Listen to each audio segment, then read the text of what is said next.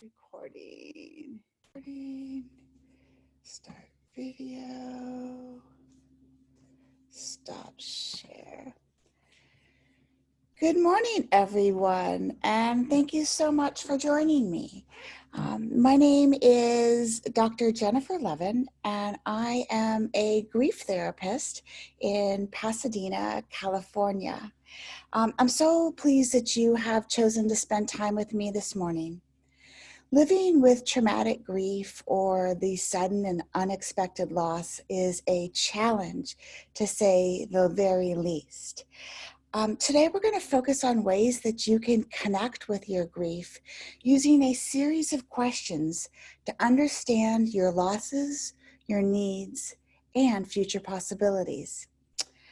I've muted everyone during the early part of the webinar, and we will have time for questions and answers at the end. The webinar should last approximately 30 minutes. If you have any immediate questions or concerns, feel free to type it into the Q&A box, and my co-host Susanna will either reach out and answer your concerns right away or save them for me until the end and we go into formal Q&A. I do want to let you know that the webinar is being recorded and you will all receive a copy of the email with the webinar link tomorrow. At this point, I am going to turn off my camera and bring the slides back on and go ahead and get us started. I look forward to seeing you very shortly.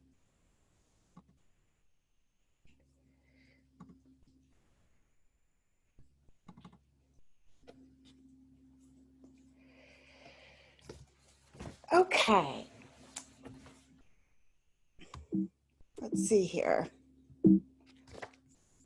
Got to find the right button. All right. So let's start off today by joining together in the purpose of our webinar.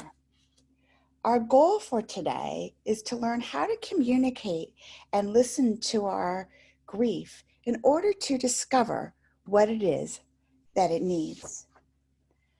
When we talk about grief and difficult emotions, I feel it is important to take a few minutes to transition into this work so you can minimize any distractions that may be in front of you.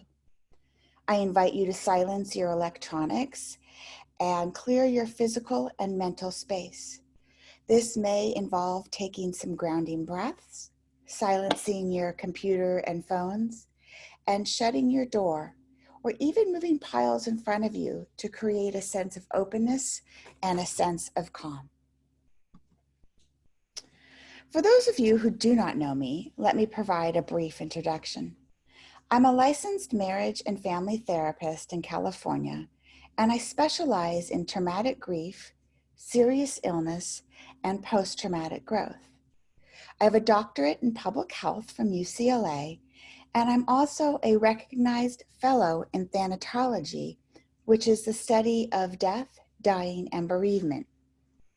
I have over 25 years of experience working in the field of grief and end-of-life care. I work in conjunction with my assistant, Winnie, who comes to work with me every day and provides hugs and love to my clients. This webinar is part of my new program, From Grief to Growth, which is an online self-help program for individuals who have experienced the sudden or unexpected death of a loved one. From Grief to Growth specializes in providing resources, online classes, and a forum for individuals to connect and begin to heal after experiencing a traumatic loss. So let's jump in. My mission for today is to provide you with a starting space and tools to connect with your grief during a time that may feel overwhelming or confusing. To do that, we're going to focus on some discovery questions, which include what has been lost, left, and possible after the death of someone we love. We're also going to explore how to identify what remains undone and what needs to be addressed in order to grieve and to heal. After this webinar, you will have a better understanding of how to grieve primary and secondary losses related to the death of your loved one, how to sit in the discomfort of grief, and, when you're ready, how to hold space for future possibilities. So the first set of slides contain a series of questions that I encourage everyone who is grieving to ask themselves throughout their grief process. I recommend you get a journal or a notebook and write down these questions. You can bullet your answers, and it may be helpful to return to these questions frequently because they're not meant to be answered all at once. You can also think of these questions as a form of a dialogue between you and your grief. The first set of questions we're going to be looking at were developed by Dr. John Schneider to serve as a discovery process in your grief. Dr. Schneider explains these questions in detail in his book, Finding My Way, From Trauma Through Transformation, The Journey Through Loss and Grief. When I work with clients, I tend to simplify these questions in the following way.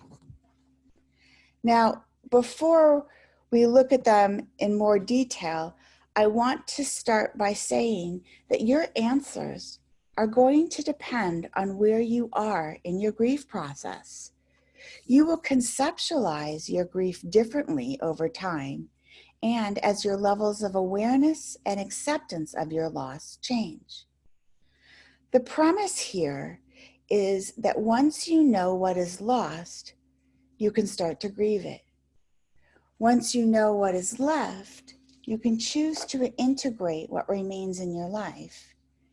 And once you see what may be possible after the death of a loved one, you can begin to move towards it.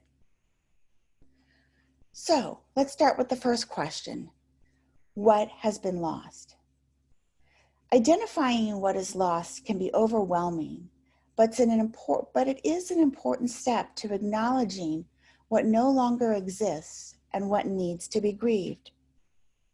Early on, this question may seem overwhelming.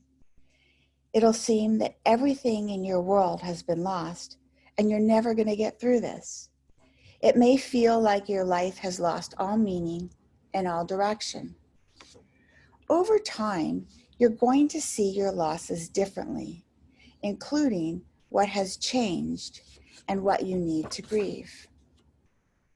Some people find it helpful to think about this question using subcategories. For example, you can focus on the characteristics of the person who has died. Perhaps they were a kind soul, someone who takes care of others, an animal lover, or your best friend.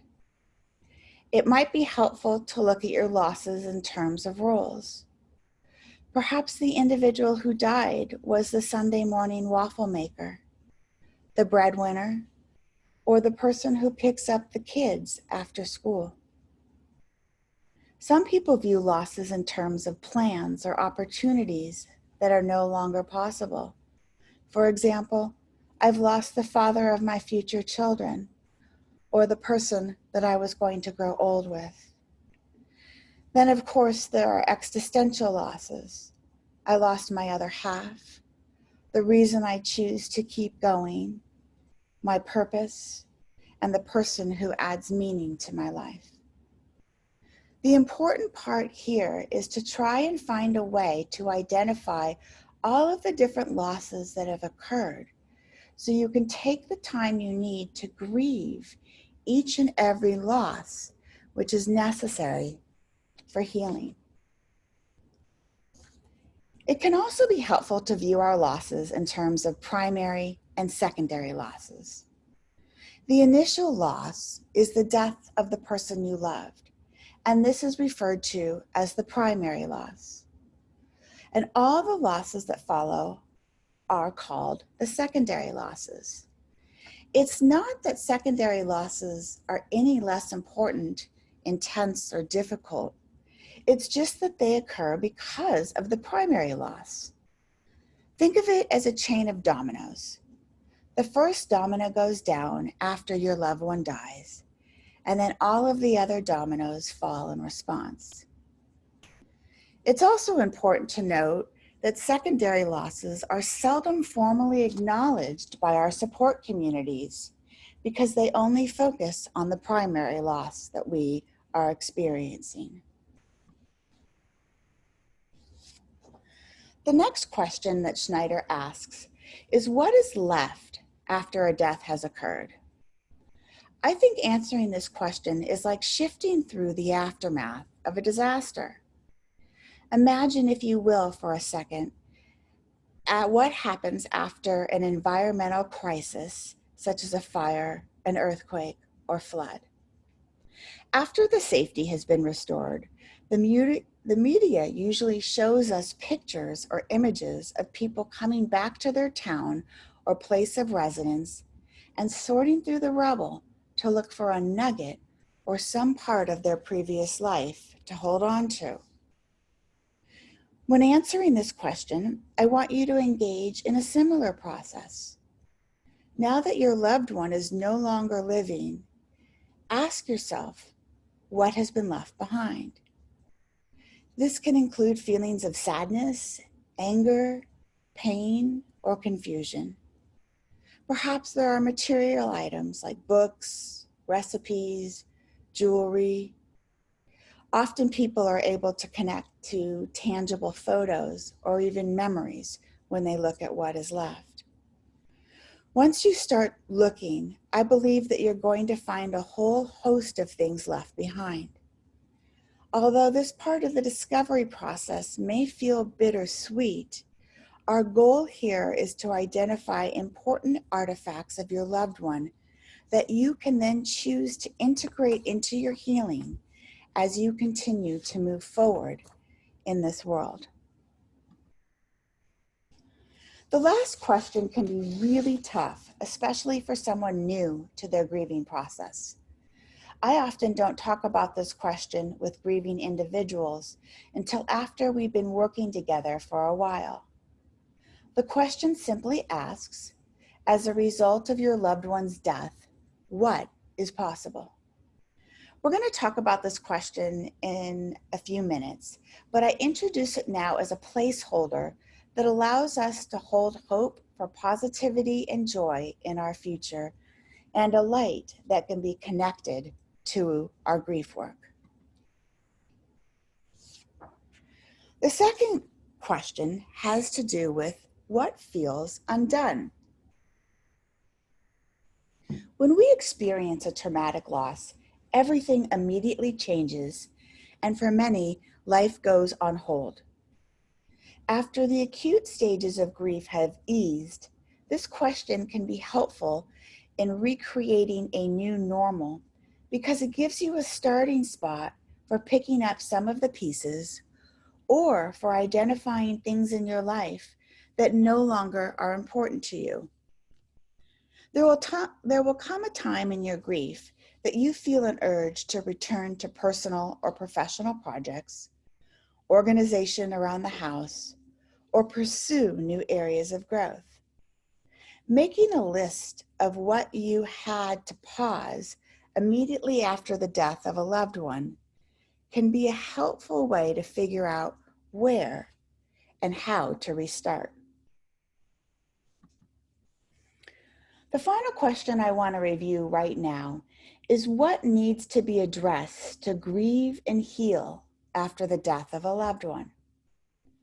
Often, when a traumatic death occurs, there are many unanswered questions. As time goes on, we may learn more about the circumstances related to the death, or more information about our loved one who died. Sometimes this information, unfortunately, can be difficult to process or may even complicate our grieving experience. Similarly, when a death happens suddenly, there may be challenges in the existing relationship that you're no longer able to resolve jointly.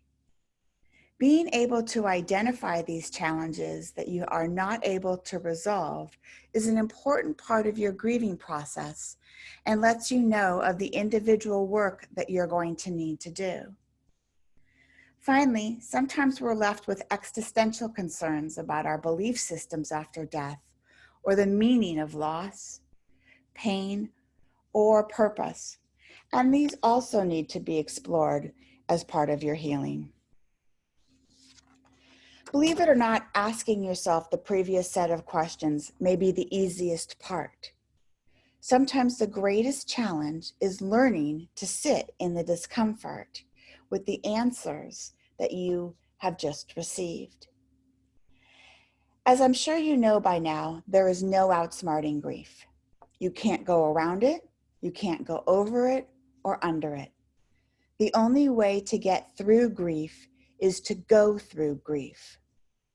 While this can be a scary process, I want to assure you that difficult feelings ease and they pass, and that you will get through this. You've already experienced the worst part of your pain. The first step in learning to sit with the discomfort is actually identifying what you are feeling. You may need to consciously stop yourself a few times a day and do an internal check-in. Ask yourself, what am I feeling right now, both physically and emotionally? Where do I feel it in my body?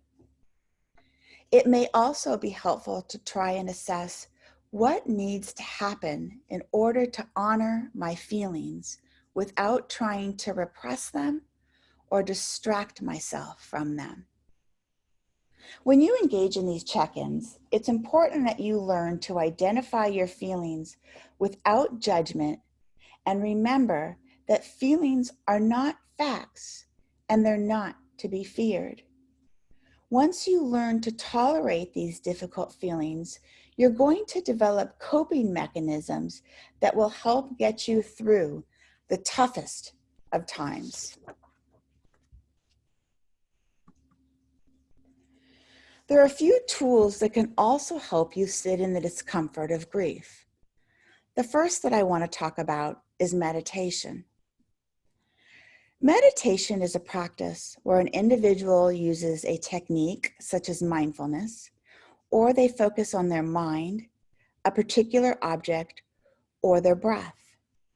The purpose of the practice is to train yourself to let go of the distractions that occur throughout your mind and to develop a sense of peace, calmness, and emotional clarity. Meditation cultivates a space where thoughts can be heard, feelings can be felt, and healing can begin. It allows us to connect with ourselves, our loved ones lost, and perhaps find greater connection to others in the world who are grieving. During meditation, it's important that you find a quiet space without distraction for your practice, that you acknowledge any discomfort or fear associated with meditation, and that you allow yourself to experience your feelings without any judgment. For those of you who find meditation difficult, writing can be an excellent way to tolerate the discomfort. There's so much to be learned from our grief when we just listen. You may want to try writing from the perspective of your grief. What does your grief need to say? What is it trying to tell you? You might try writing about the physical aspects of your grief. What does it feel like in your body? Where does it reside and why? Some people also find it helpful to personify their grief. What is its personality like? Its shape, its temper, or even its appearance? Or finally, you may simply just want to write about the pain associated with the grief, your loss, and about the individuals who are no longer with you.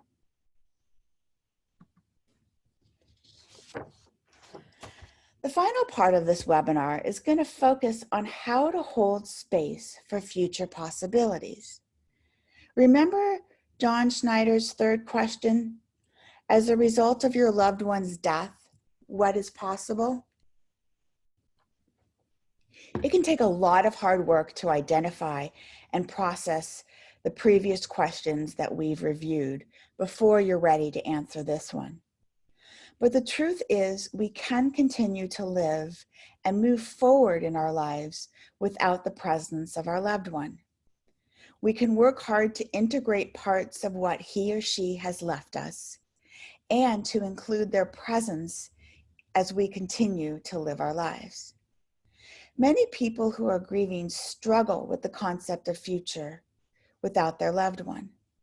However, this can be an opportunity to pursue options that would not have been possible before your loved one died.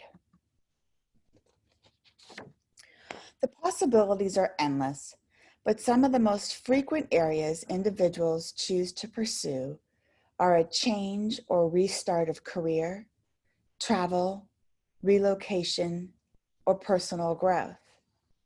Although beyond the scope of this webinar, rediscovering yourself and your identity is a vital part of growth during this process and figuring out the next steps in your life. Your view on what is possible can also increase your likelihood of experiencing what is called post-traumatic growth after the death of a loved one. I encourage you to review my earlier webinars and my resource pages, which will explain this concept in more detail for those of you who are interested. So let's review some of the takeaways. It's my hope after listening and looking at these slides today that you're walking away with some important messages. First, the way we look at grief changes over time. Second, it's important to get to know your grief in order to heal. Third, questions and grief dialogues are an important way of identifying your grief needs. And finally, it's important to ask yourself grief questions such as what has been lost, left after the death of your loved one. It's also important to ask yourself what has been left undone and what needs to be addressed. I encourage you to try meditation and writing as techniques to help you sit in the discomfort of your grief and learn what the grief needs. And finally, I hope you take away it's important to hold space for future possibilities. I want to take a minute and share some good resources that I hope you will find helpful. You will receive these resources and their URLs tomorrow in a follow-up email. What you can see here there's lots of books and an online website that I encourage you to go to. The books that I highlight are Mindfulness and Grief by Heather Stang. Also, Meditation is Not What You Think. Mindfulness, Why It's So Important, is written by Jon Kabat-Zinn, who's one of the leaders in the field of meditation and mindfulness. And then there is a website called Health Journeys by Bella Ruth Naparsak at the very bottom. And she has a whole section on grief meditations and visualizations that you can do to help yourself get through difficult grief times. Before we move on to questions and answers, I'd like to share some additional support available to you after the webinar. Tomorrow morning, you will receive a follow-up email that includes a link to the webinar replay and a copy of the resources listed on the slides today with the corresponding URLs. From that link, you can also find previous webinars that I've done over the last several months. I will continue to be offering webinars over the next several months, And on August 1st, 2020, my new course, Thriving After Trauma and Loss Collide, will be available. To pre-order or to learn more about this 8-week program, please visit www.fromgrieftogrowth.com. So that marks the end of my formal comments, and I'm now going to stop the webinar slides and turn the video back on. I'm happy to answer any questions that have been entered into the Q&A. If you want to leave or touch base with me afterwards, you're welcome to email me. And for those of you who are exiting at this time, I really want to thank you for joining us today. So let me stop. Let me turn on my video. And I think we're good. Susanna, can you let me know that everything looks right? And with that, let me start with some of the Q&As. So here's one. What do you do once you've answered the questions? That's actually a really great question. The first thing you want to do, number one, is just sit with it. Be curious about what it is that has come to your mind. You may want to talk about it with a therapist, or if you're in a support group. We talked about meditation and writing to sit with the answers.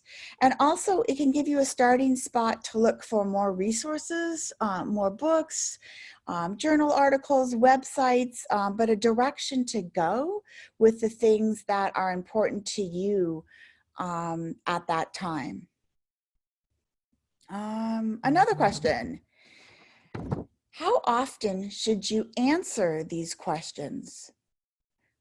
Okay, so there is no hard set rule here, but the great thing about writing the answers to these questions is it lets you know where you've been, where you are now, and you can even see where it is that you want to go to in the future. I'm a huge fan of writing. Maybe you want to write about a monthly, quarterly, whenever you're developing or experiencing a significant milestone in your life. That might be another chance to revisit the questions and take a look. To be honest, I'm not sure you can ever stop answering these questions because they're always going to be an important part of your grief experience. Okay, next question. What are the challenges of COVID-19 and the grief associated in all life domains and finding growth in that? For me, this applies not only to myself, but for those I service as a parent peer. Thank you. Wow, that's a big question. I've actually done a few webinars specifically focused on grief and COVID-19. Why all grief during COVID-19 is traumatic and how to meet your needs. I'm going to encourage you to go back and take a look at those webinars because they spend a lot more time focusing on the details that you might be interested with COVID-19. All I can say briefly is that COVID-19 is changing the way we grieve. We're grieving within a worldwide pandemic and everyone is experiencing loss. And it's also had a significant amount of change in the rituals that are available to us right now to comfort us when we're grieving and as we get started on the grief process. So please go ahead and take a look at that, or feel free to reach out to me afterwards. Okay. Any other questions or concerns? I don't see anything. As always, it's a pleasure to get together and connect with you. Thank you for those of you who continue participating in these webinars. If you have any topics that you'd like to see specifically addressed, feel free to reach out, send me an email, and I look forward to checking in with you soon. Take care of yourself and stay safe.